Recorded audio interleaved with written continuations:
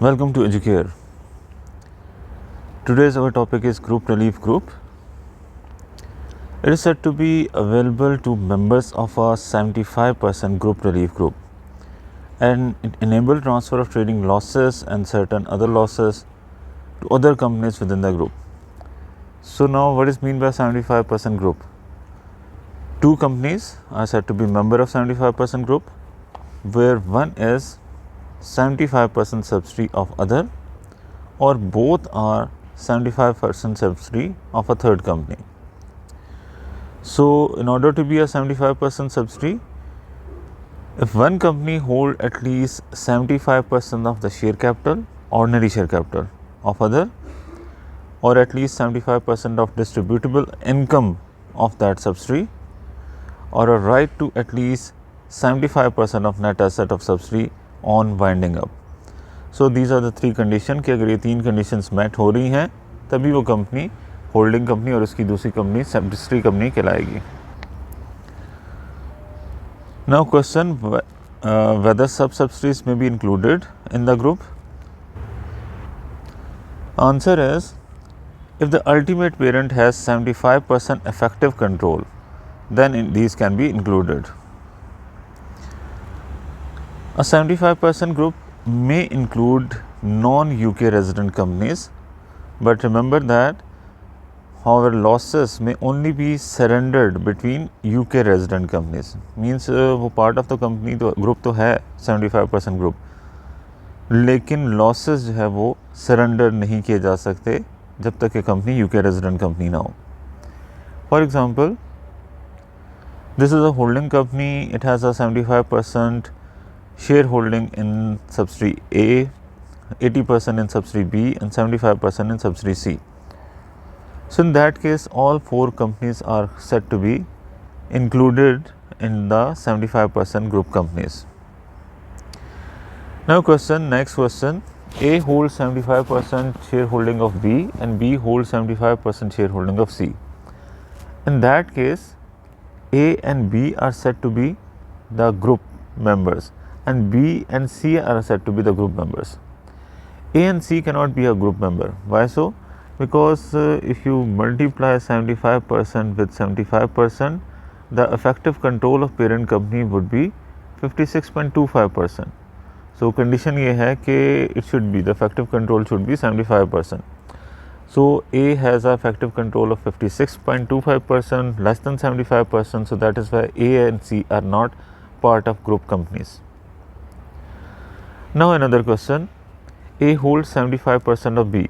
So A and B are included in a group. A holds 100% shares in C. So C is also part of group company. A holds 60% of D. So D cannot be considered as group company.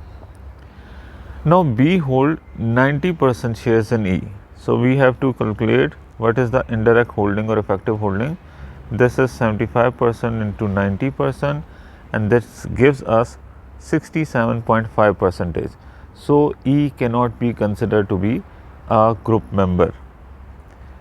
While in case of F, it is also considered to be a group member. How? Because A is holding 100% shares in C and C is holding 80% share in F. So the indirect holding of A company in F is 100 into 80%, and this is 80%. So that is why F is part of the group companies. Now another example, holding company, which is a non-resident company, holds 80% share in A and 80% share in B. So all three companies are part of group companies, but losses can be surrendered and claimed by these two, A and B company. These cannot be surrendered by or to holding company, because holding company is a non-UK resident company. Losses of one group company may be transferred to other group company, but provided that they are resident. The recipient company relieved the losses against its own taxable total profit. यानी जो भी recipient company है जो receive कर रही है losses, वो अपने trading profit के against losses को set off कर सकती है. A company surrendering company which has made loss may transfer all or part of this loss to other company. Means there is a flexibility. कि surrendering company जो surrender करना चाह रही है, देना चाह रही है अपने losses, they can transfer all of their losses or part of this losses to other company. So it is not necessary that they have to give all of their losses. They can give their part of loss to the claimant company. Now, what loss surrendering company can transfer? The question is, what type of loss the surrendering company can transfer? First, it is any amount of current year loss, current year trading loss. May also surrender losses that it could have used itself. Means ऐसा भी है कि जो भी losses वो खुद अपने profit के अगेंस्ट सेटअप कर सकता है, वो भी ट्रांसफ़र कर सकता है if he is willing to, if that company is willing to. Excess QCD can be transferred. Excess property losses can be transferred. What is mean by excess? Excess means losses in excess of surrendering company's other profit. Means जो भी उनके losses हैं, excess property losses और excess QCD, ये वो losses हैं कि जो कंपनी के अपने प्रॉफिट से ज़्यादा हो गए, सरेंडरिंग कंपनी के अपने प्रॉफिट से ज़्यादा हो गए. Means they can not be set off against the companies own profit. So that excess QCD and that excess property losses can be transfer. Again note that trading losses can be transfer to other party by the surrendering company and may also surrender loss that it could have used itself. Whatever the loss they can use itself, theirself, can also be transferred. So these QCD property losses must be set off against surrendering company's own profit first, then if excess they can be transferred. Remember that capital losses cannot be surrendered by group relief group. For this we have to consider the capital gain group later on. Surrendering company may surrender carry forward trading losses and property business losses, but only those carry forward losses which cannot be used by surrendering company. If they have to bring the brought forward losses of trading and property business, from trading and property business, they can be transferred, but only that portion that cannot be used by the surrendering company. Now it is about claimant company. The company who is claiming the loss, they set losses against their own TTP, total taxable profit, of the same period. As surrendering company's loss making period, means the period should be same. In which period the surrendering company makes a loss, same in that period the claimant company can claim that loss. Claimant company uses any of its own current period losses. वो अपने current period losses भी use कर सकती है, but must use losses current and carry forward to the fullest. लेकिन यहाँ पे claimant company के पास option नहीं है. They don't have option to use partly their loss and remaining loss will be set off against the surrendering company's loss. No, they have to use their current year loss as well as carry forward loss to the fullest. For example, Tall company owns 100% share capital of short company. Results for the year ended are given to you. Tall company has a loss of 1,20,000 of current year, brought forward losses of 40,000, interest income 5,000 and property losses 15,000.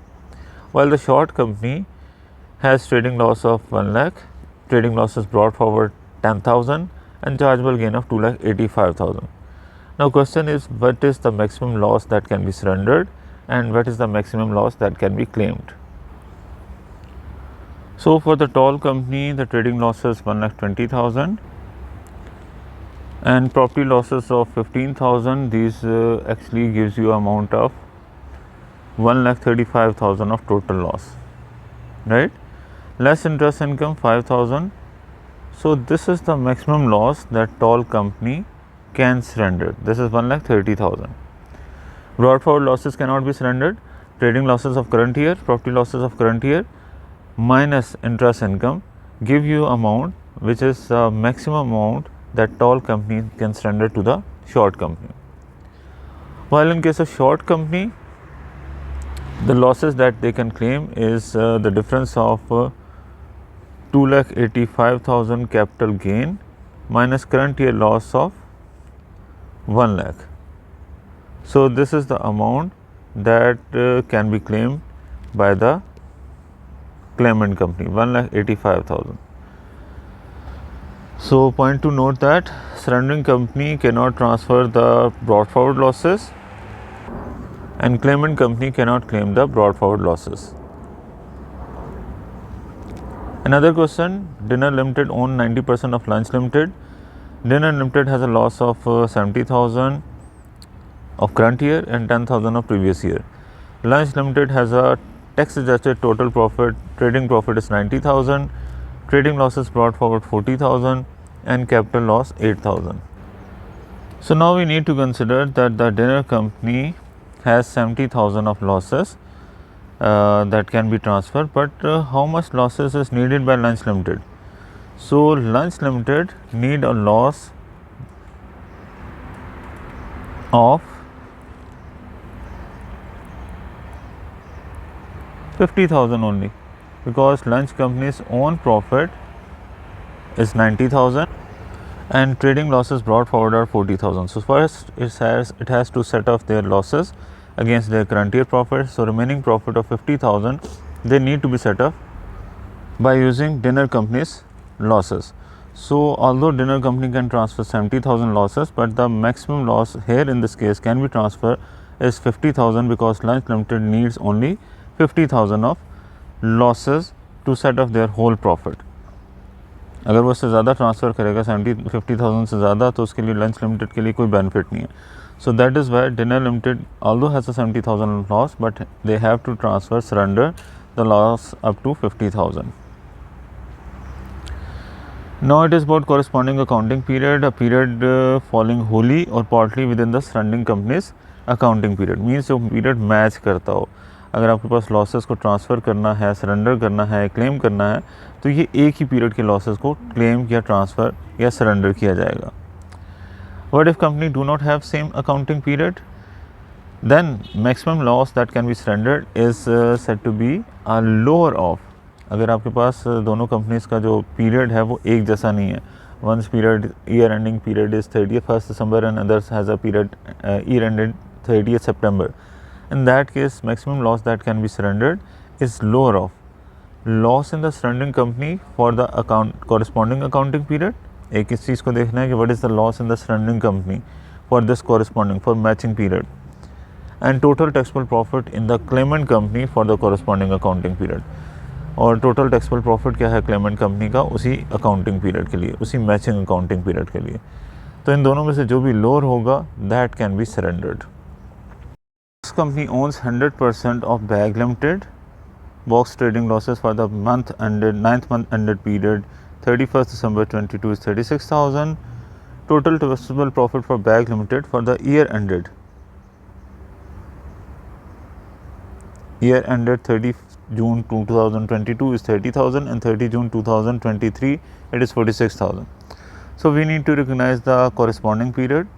So first we are considering about the period of a loss making box trading company. So it has a period ended 31st December 22 and as it is a 9 months period, it must be started on 1st April 22. So this is the period of loss making entity. Then we have to consider the period ended by the profit and taxable profit of Bag Limited. This is period ending date 30th June 22.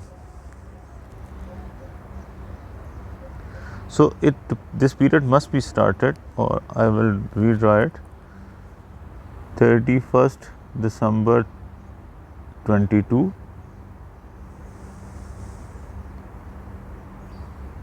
1st April 22. This is the period for loss making what is the name, box company. Now for Bag, their year ending date is 30th June 22. So if the year is ended on 30th June 22, it will be started on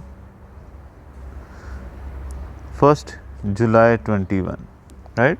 So the common period is from 1st April to 30th June. This is the common period. So this is a period of 3 months, April, May and June. So we have to consider a loss for this 3 months period. If total loss is 36,000, then what is the loss for 3 months period?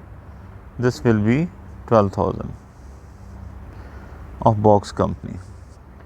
Box company का total loss कितना है 36,000 9 months के period का.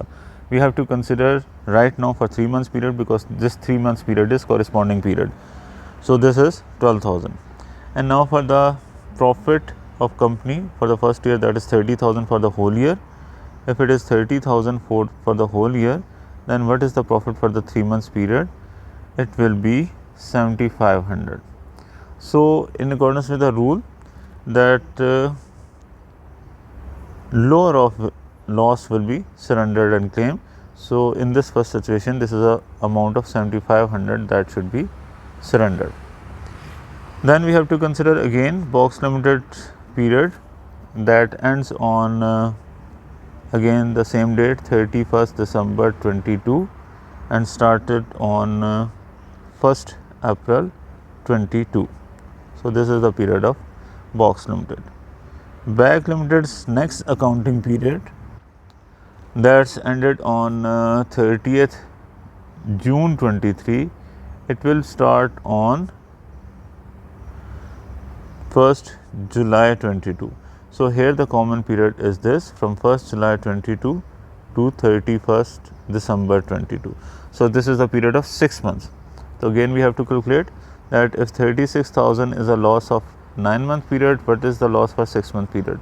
This will be now 24,000. And second case is 46,000. So 46,000 is the profit, multiply by 6 by 12, in that case it is 23,000. So here again the 23,000 of loss would be claimed. Now question is, what if the company's profit is this second company profit, if is supposed to as 50,000, in that case the 6 months profit would be 25,000, right? And we have to surrender then the whichever is less, 24,000 of profit. तो means ये याद रखना है कि आपके पास whichever is less, it is not always that जो company profit earn कर रही है उसी का जो है वो पोर्शन जो है लॉस का क्लेम किया जाएगा. No, whichever is less. यहाँ पे बाई चांस ऐसी सिचुएशन आएगी जिसमें आपके पास दोनों जगह पे प्रॉफिट मेकिंग कंपनी का पोर्शन ऑफ प्रॉफिट कम था. But remember that if it is 50,000, अगर ये 50,000 होता तो 6 मंथ्स का प्रॉफिट बन जाता 25,000. सो 25,000 और 24,000 में से whichever is less, हम 24,000 को क्लेम या सरेंडर करते. Joiner lever means it is also possible that the group company relief group has been established and one company has joined or left the group company in the mid of the year. So again the answer is the same, that we have to consider the corresponding period. Group relief is only available for corresponding accounting period. एक company है, उसका accounting year 1 जनवरी से लेकर 31 दिसंबर तक है. The accounting period is from 1 January to 31 December. And the new company enter, which has again the accounting period same, but this company joined the group on 1st August. So here the corresponding period for the joiner is 5 months, August, September, October, November, December. So हमें joiner lever के हवाले से भी common period ही consider करना है. Another question is payment for group relief. Means अगर जो profit earn करने वाली कंपनी है वो लॉस सस्टेन करने वाली कंपनी को कुछ पेमेंट करती है जी कि आप अपना लॉस मुझे ट्रांसफ़र कर दो, तो इस सूरत में उस पेमेंट की क्या ट्रीटमेंट है? What is the treatment of payment which is made by the loss sustaining company which is paid by the profit earning company to loss sustained company in order to use their loss. So it is neither tax allowable for the claimant company and not taxable income for the surrendering company. इस income की कोई treatment नहीं है. Now question is, breakfast company has 2 subsidiaries, jam and bread. Result for the 31st March 23. Breakfast has sustained a loss of 1,20,000. Interest income is 12,000. Jam has 30,000 of trading profit and interest income of 4,000. Bread has 95,000 of trading profit and 7,000 of interest income. Both jam and bread have QCD of 34,000 and 5,000 respectively. Now Breakfast Limited total profit for the year ended 31st March 22 were 30,000 before QCD 7,000.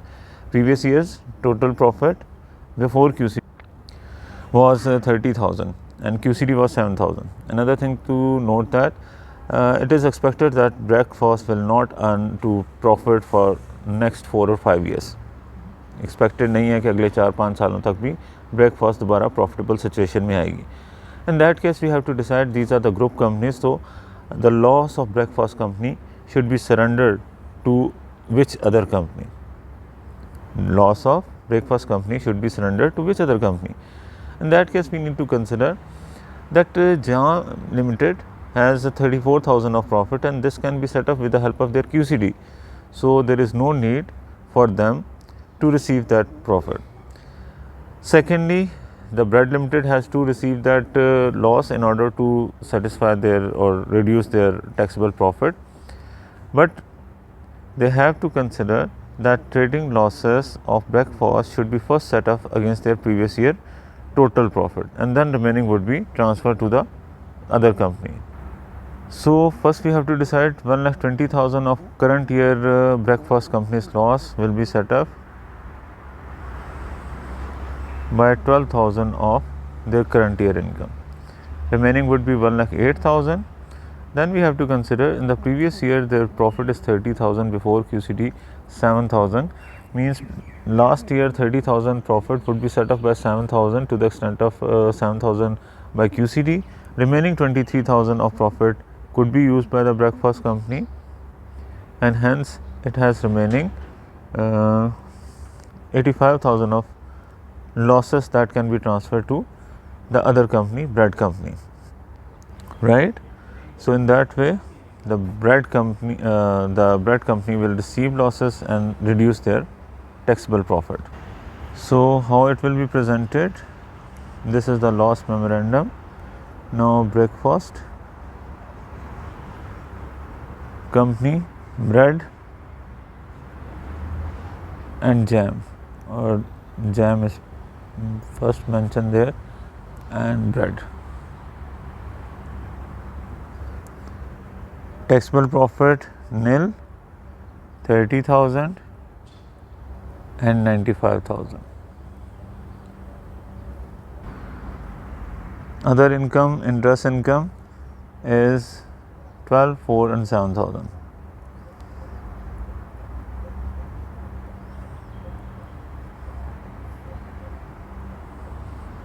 So, the total income will be 12,000, 34,000 and 102,000. Now, you need to consider the loss relief, current loss relief, which is applied by breakfast. So, 12,000 of their loss will be set up against the current year income. There is no loss is to be set up for these companies. So, again it is 0, 34,000 and 102,000. Then we have to use QCD. It has no QCD. It has a QCD of 34,000 and it has a QCD of 5,000. So, after QCD again 0, 0 and this will be 97,000. We have to make a loss memorandum that the total loss of 1,20,000 of breakfast company, 12,000 of loss is set off by their current year relief and 23,000 of their previous year QCD amount, before QCD amount loss, means last year loss is 30,000, 7,000 would be set up by QCD, remaining 23,000 would be set up against profit. So, after deducting these 35,000, this is the 85,000 of loss that can be transferred to bread company. So, 85,000 of loss will be transferred to bread company. They will utilize the loss. So, their taxable income is 12,000, and on this 12,000 they have to calculate the income tax liability, which is 19%. So, it is 2280 their tax liability. So, it is said to be total taxable profit before group relief. This is said to be group relief.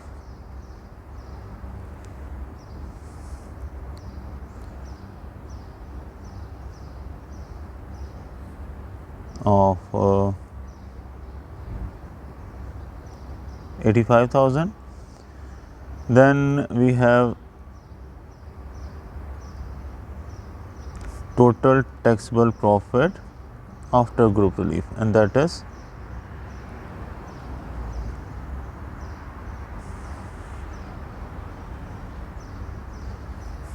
12,000, and this is said to be the tax liability, corporation tax liability. So that is how we have to consider this.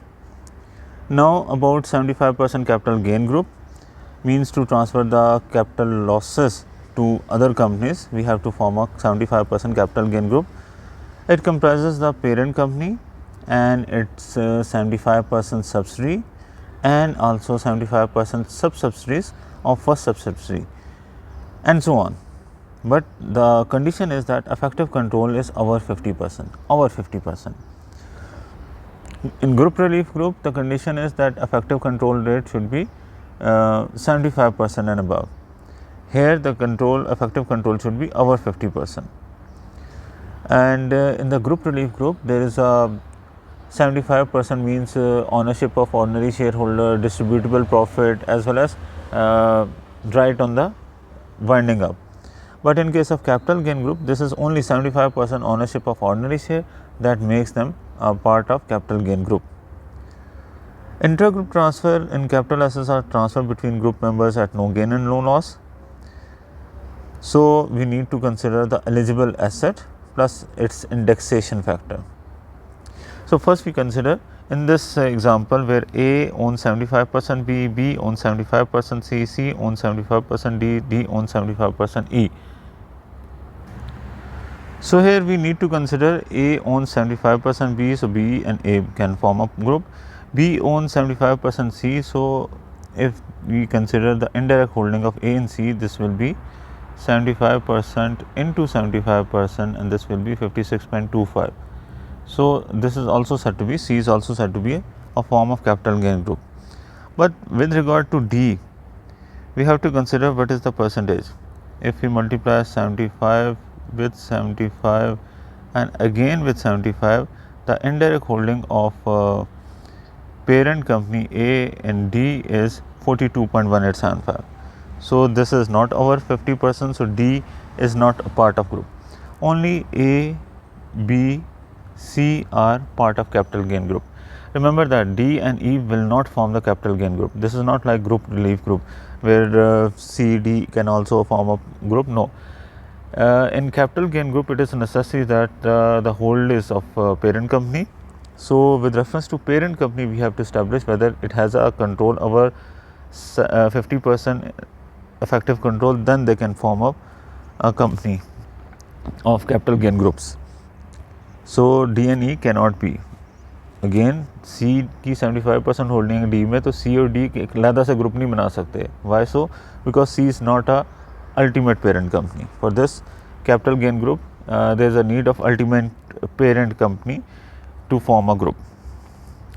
Chargeable gain and allowable losses can be transferred around the group, and another benefit of this is rollover relief is available on group basis. Now how to calculate the chargeable gain? The format is, first you have to record the disposal proceed less original cost will give you unindexed gain, and when you deduct the indexation allowance, you will get the chargeable gain. Indexation allowances mean the prices are inflated. If you are selling an asset of 10,000 after a period of 10 years for 25,000, the apparent gain is 15,000. But you need to consider that the value of asset in these 10 years has been inflated. So you have to inflate the original cost of asset up to the date of disposal or December 17, whichever is earlier. So then in this situation you can compute the loss, and this is not said to be indexation allowance. Now Flash Limited owns 80% share of Glow Limited. Flash Limited acquired a building for 1,20,000 on 30th April 1996. On 30th June, Flash Limited transferred building to Glow Limited for 1,50,000. On this date, the market value was 2,80,000. Later on, Glow Limited sale this building to third party for 3,20,000. So we have to consider here the loss or profit. So again, look at the question. The original cost of the building for the flash is 1,20,000 on 30th April 96.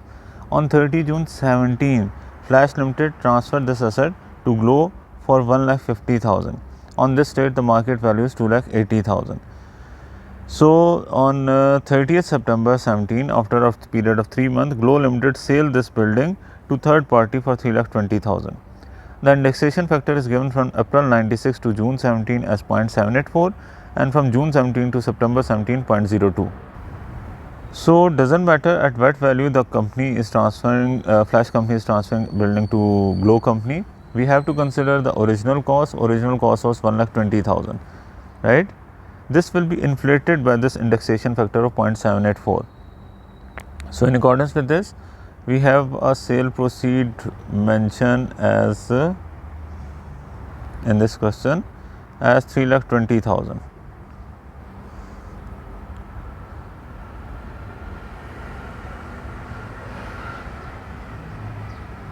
Original cost of asset is given to you as 1,20,000. So this 1,20,000 will be deducted. But this 1,20,000 has some indexation allowance, and that will be calculated as 1,20,000 multiplied by 0.784. So this will be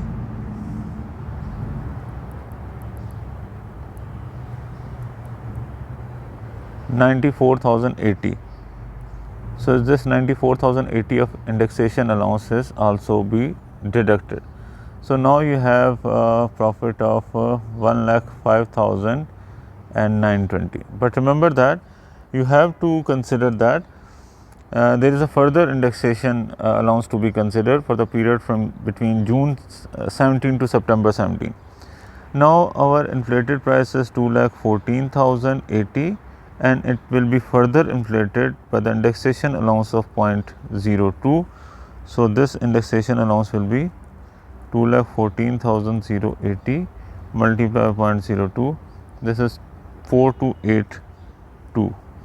So this 4282 when subtracted, you will get the amount of gain 105,920. So this is a loss of gain of 101,638.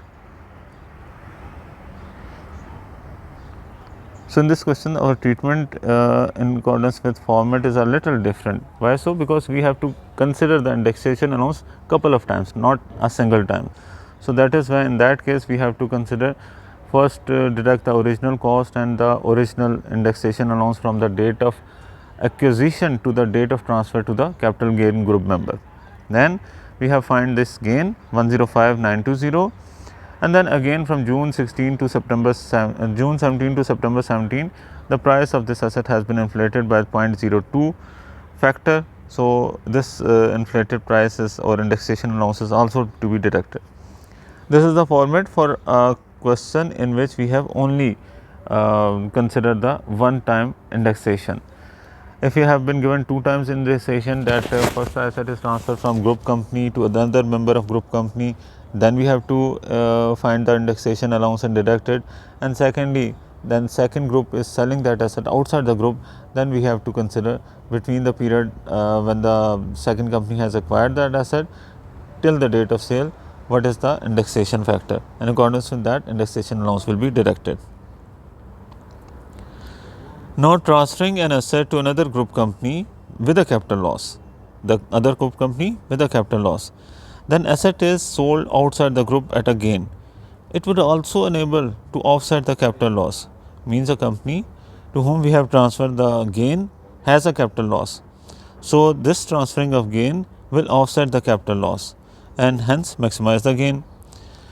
Another point, also it is possible to elect to transfer current year chargeable gain, allowable losses within the group without physically transferring the asset. There is no need to transfer physically. You have to consider the gain or loss without transferring and you get the benefit of this. For this transfer, member have to made a joint election. For such type of transfer where the asset is not physically transferred between parties, the member have to make a joint election. Joint election is possible if both companies at the time of transfer are group members. For this joint election, they must be a member of group company capital gain group. Joint election must be made within 2 years of the end of the accounting period in which the gain or loss arises. So current year gain loss can be transferred, not brought forward losses. This is an important point. Only current year gain loss can be transferred. Benefit of joint election: saving in legal administrative cost as no actual transfer, and 2 year time for making election. And also an election can specify amount of gain loss to be transferred, means it doesn't need to be transferred whole gain or whole loss. Another example, J Limited owns 90% shares of K Limited. On 10 June, J Limited sold a building at a gain of 1 lakh. On 10 September, K Limited sold a building at a loss of 30,000. Also, K Limited has unused capital losses from the previous accounting period, and these are of 35,000. So, as J Limited has a profit of gain of 1 lakh, if J Limited transfer whole of its gain of 1 lakh to K Limited, then K Limited has current year loss of 30,000, brought forward loss of 35,000. It means there are total loss of 65,000. If they receive 100,000 gain from J Limited, they will offset 65,000 of their losses, and remaining 35,000 will be recorded as K Limited's gain. Again अगर 1 लाख का जे limited जो है वो gain transfer कर देता है के limited को, तो के लिमिटेड की तो लॉसेस करंट और ब्रॉड फॉरवर्ड दोनों लॉसेस 65,000 है. सो ये सिर्फ 65,000 तक का लॉस यूज़ कर सकता है, और यूज़ करने के बाद रिमेनिंग 35,000 इसका गेन आ जाएगा.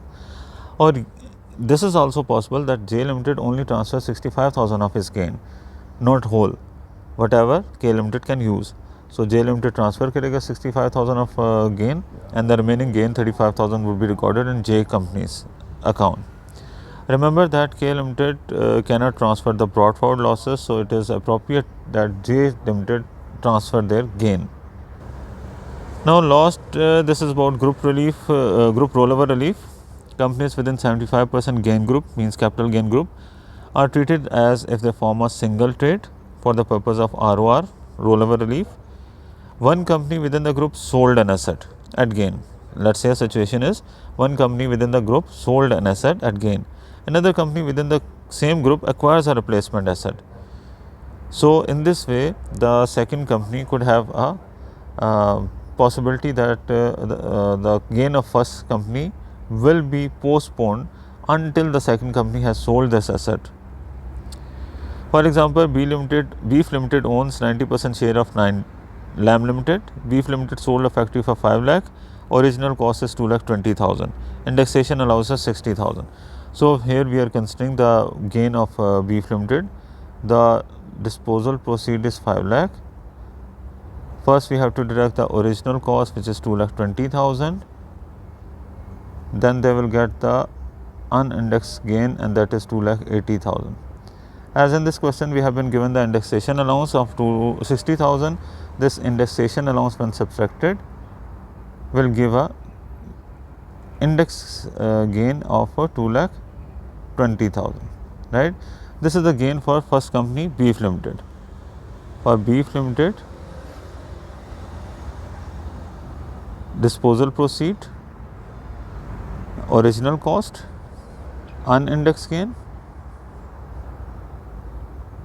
As per format we have considered previously, indexation allowance, and this is said to be index gain. So this gain of 2,20,000 can be postponed as the new company, the other company, Lamb Limited, bought a warehouse for 6 lakh. So as warehouse has been bought by Lamb company for 6 lakh, which is more than the amount received as disposal proceed by Beef Limited, so this gain can be rollover. This can be rollover until the Lamb Limited sold that asset to another company.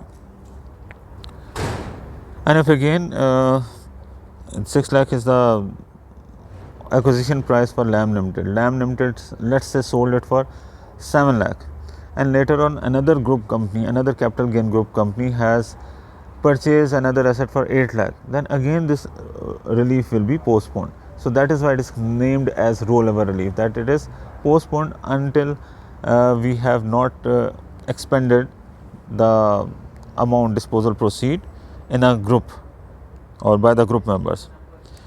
Here we also considered the base cost. Base cost means now the cost for the LAM Limited is reduced by the amount of postponed gain of Beef Limited. Now the base cost for LAM Limited of new asset is 3,80,000. What does it mean?